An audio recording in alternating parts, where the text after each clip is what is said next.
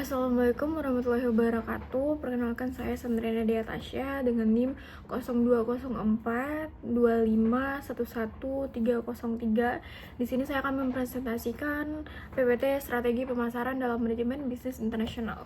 Dalam slide ini menjelaskan tentang beberapa pokok bahasan dalam pemasaran pada manajemen bisnis internasional. Yang pertama itu pengertian pemasaran dalam manajemen bisnis internasional. Pemasaran internasional adalah kegiatan merencanakan, mempromosikan, dan menentukan harga, mendistribusikan produk atau jasa ke pasar luar negeri. Tujuannya untuk memenuhi kebutuhan konsumen global sekaligus memperoleh keuntungan. Dalam pemasaran internasional, perusahaan harus memahami budaya, bahasa, dan perilaku konsumen di setiap negara.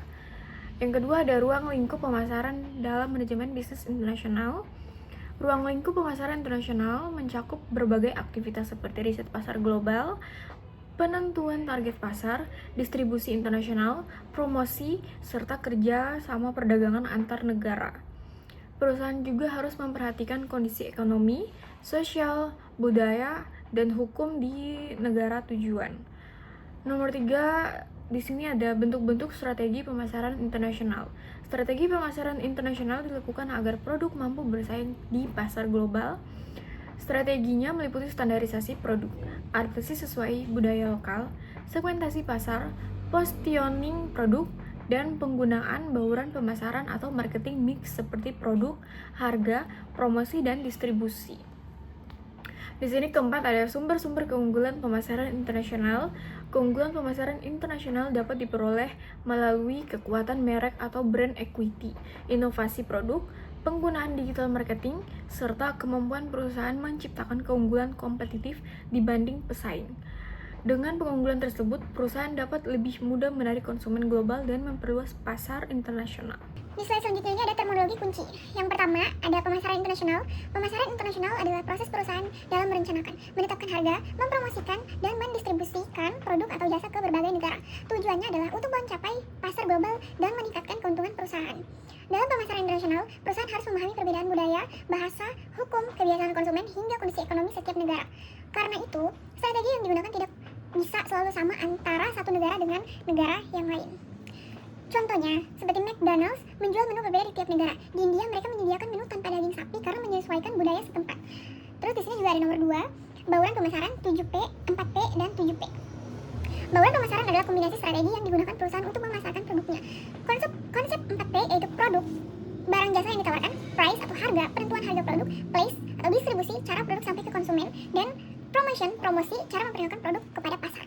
Pengembangan menjadi 7P, yaitu karena pemasaran jasa lebih kompleks ditambahkan people, orang yang terlibat dalam pelayanan, proses pelayanan pada pelanggan, physical evidence, bukti fisik seperti desain toko, kemasan, atau fasilitas. Contohnya, Starbucks tidak hanya menjual kopi atau produk, tetapi juga suasana nyaman, physical evidence, dan pelayanan ramah people. Di sini yang nomor 3 itu ada standarisasi. Standarisasi adalah strategi menggunakan produk dan pemasaran yang relatif sama di semua negara. Tujuannya agar perusahaan lebih efisien, hemat biaya, dan memiliki citra merek yang konsisten secara global. Keuntungannya standarisasi yaitu menghemat biaya produksi dan promosi. Yang kedua ada identitas merek lebih kuat. Ketiga ada operasional lebih sederhana. Namun, strategi ini kadang kurang cocok jika budaya konsumen di setiap negara sangat berbeda. Contohnya, logo, desain, dan sebagian besar produk Apple hampir sama di seluruh dunia. Di sini yang keempat ada adaptasi atau lokalisasi. Adaptasi atau lokalisasi adalah strategi menyesuaikan produk dan pengemasan sesuai kebutuhan pasar lokal. Penyesuaian bisa dilakukan pada rasa produk, bahasa iklan, harga, hingga cara promosi. Tujuan adaptasi yaitu lebih sesuai dengan budaya dan kebutuhan konsumen lokal, meningkatkan penerimaan pasar, membuat konsumen merasa lebih dekat dengan produk. Contohnya yaitu KFC di Indonesia menjual nasi karena masyarakat Indonesia terbiasa makan nasi. Dan yang kelima ada global branding. Global branding adalah strategi membangun merek yang dikenal dan dipercaya secara nasional dengan identitas yang konsisten. Perusahaan berusaha menciptakan citra merek yang kuat sehingga konsumen di berbagai negara langsung mengenali produk tersebut.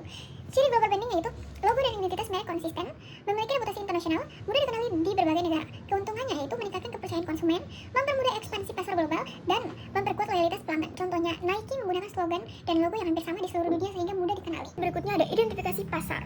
Yaitu identifikasi pasar merupakan tahap awal dalam pemasaran internasional yang berfokus pada pencairan dan analisis peluang pasar di berbagai negara. Pada tahap ini, perusahaan melakukan riset pasar global, mempelajari karakteristik konsumen, segmentasi pasar, serta memahami kondisi ekonomi, budaya, dan regulasi negara tujuan. Tujuannya agar perusahaan dapat mengetahui apakah suatu pasar memiliki potensi yang menguntungkan dan sesuai dengan produk yang ditawarkan. Dengan identifikasi pasar yang baik, perusahaan dapat mengurangi risiko kegagalan saat memasuki pasar internasional.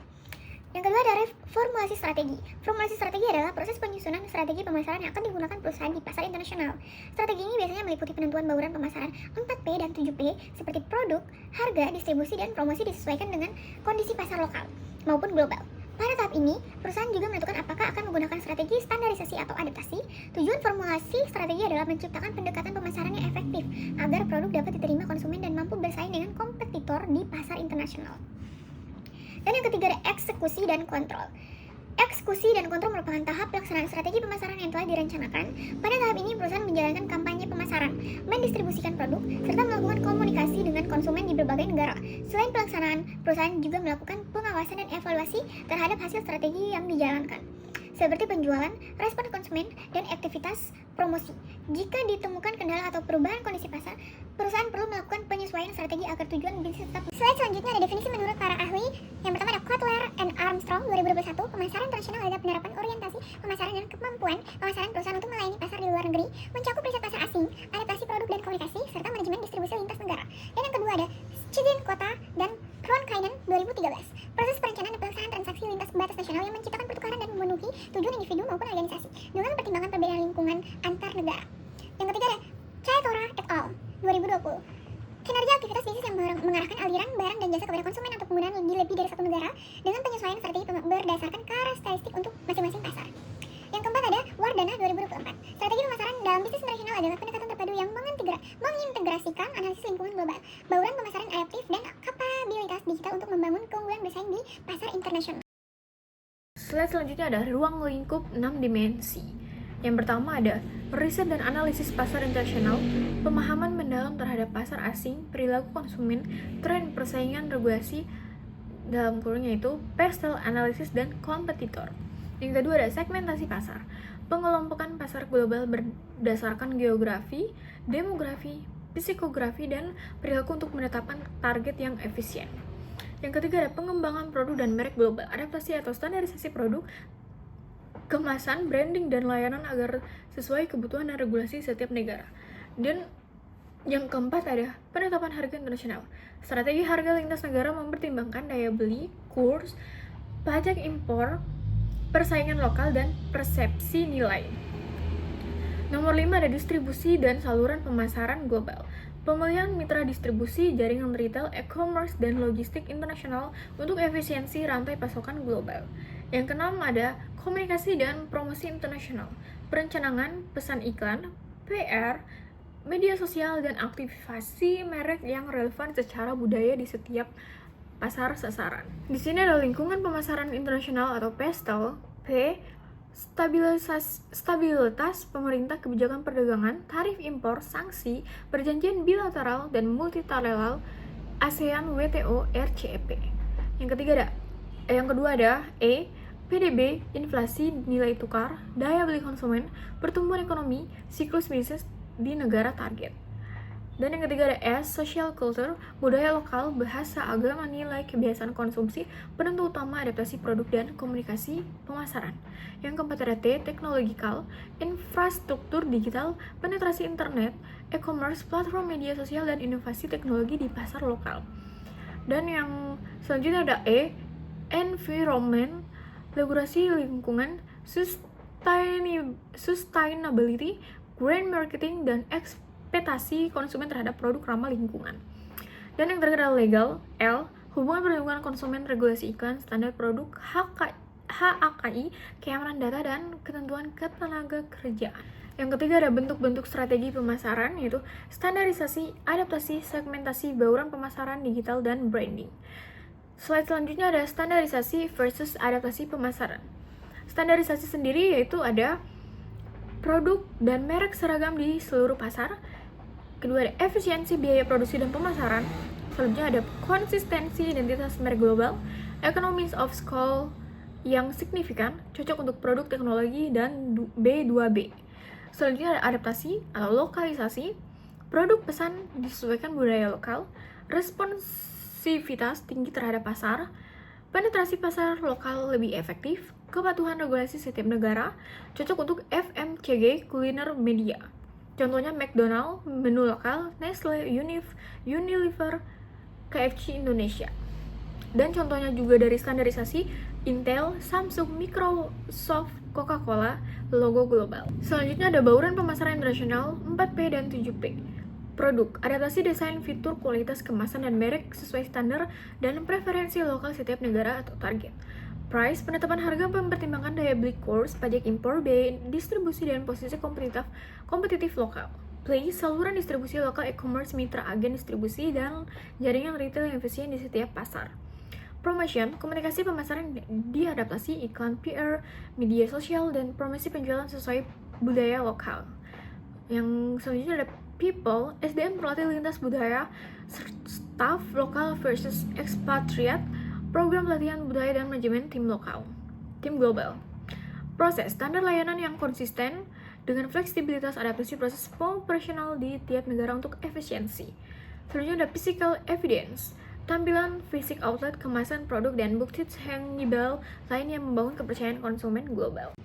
Selanjutnya ada strategi STP internasional, yaitu ada segmentation, membagi pasar global menjadi kelompok konsumen yang homogen, geografis negara kawasan ASEAN dan EU, demografis usia gender pendapatan, psikografis gaya hidup nilai kepribadian, perilaku loyalitas frekuensi pembelian. Contoh Unilever membagi segmen Asia berdasarkan daya beli premium Dove versus mass market Lifebuoy. Targeting memilih segmen pasar yang paling potensial untuk dilayani.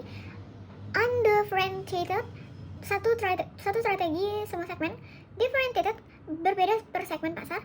Concentrated, fokus pada segmen tertentu. Micro marketing, individual lokal spesifik. Contohnya Samsung targeting strategi berbeda untuk pasar premium S-series versus entry level S-series. Positioning, menempatkan merek di benak konsumen secara unik dan berbeda. Value proposition yang jelas dan kuat. Diferensiasi dan dari kompetitor lokal. Konsistensi pasar lintas global. Adaptasi tagline untuk konteks budaya lokal. Contohnya Apple, things different. Positioning premium inovatif, konsisten di seluruh.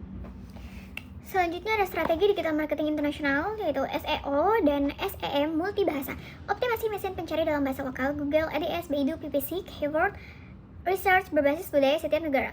Yang kedua ada social media marketing lokal, adaptasi konten untuk platform dominan seperti Instagram, TikTok, Global, WeChat, Weibo, China, Line, Thailand, Jepang. Yang ketiga ada e-commerce cross-border, Shopee, Lazada, Amazon, Alibaba, JD.com, strategi marketplace berbeda untuk tiap kawasan perdagangan. Yang keempat ada konten marketing lintas budaya, konten yang relevan secara budaya, storytelling lokal, influencer lokal, KOL, video dalam bahasa daerah. Yang kelima ada data analisis personalisasi, pemanfaatan big data dan AI untuk personalisasi penawaran berdasarkan perilaku konsumen di tiap segmen negara. Email atau CRM internasional, manajemen hubungan pelanggan global, segmentasi email berbasis time zone atau bahasa automation workflow lintas negara. Selanjutnya ada sumber-sumber keunggulan pemasaran internasional, brand equity, inovasi digital, relasi SDM, rantai pasokan. Di sini yang pertama ada sumber-sumber keunggulan pemasaran internasional. Yang pertama ada ekuitas merek global, global brand equity. Merek kualitas kuat seperti Apple, Nike, dan Samsung menciptakan kepercayaan dan loyalitas konsumen di berbagai negara tanpa biaya akuisisi yang besar. Keller 2013. Yang kedua ada kapabilitas, inovasi produk dan layanan, kemampuan pengembangan produk baru yang relevan untuk pasar global secara konsisten, R&D berbasis kebutuhan lokal meningkatkan.